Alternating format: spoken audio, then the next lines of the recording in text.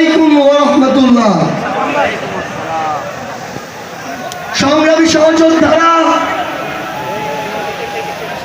অভ্যুত্থানের 1 জুলাই পেরিয়ে আমরা আরেক জুলাই এসে উপস্থিত হয়েছি,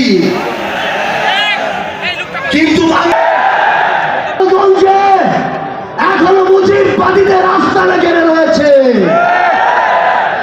মুজিববাদীরা এখনো বাংলাদেশের বিভিন্ন জায়গায় সক্রিয় রয়েছে। এই বাংলাদেশে আবারও নতুন করে মুজিববাদী ভারতপন্থী শক্তিগুলো এখন সক্রিয় হচ্ছে। আমার তথ্য থাকতে পারে, কিন্তু এই বাংলাদেশে বাংলাদেশপন্থী ব্যতীত কোন দেশপন্থী, কোন বাকপন্থী, কোন শক্তির আর জায়গা হবে না।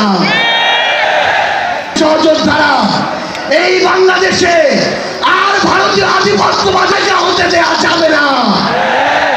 অন্য যে কোনো দেশের নামে কোন আধিপত্যবাদের জায়গা এই বাংলাদেশে হতে দেওয়া যাবে না। সংগ্রামী সহযোদ্ধারা, জনতা জীবন দিয়েছে। আমার হাজার হাজার সহযোদ্ধা আজকে আমার সামনে রয়েছে। আমাদের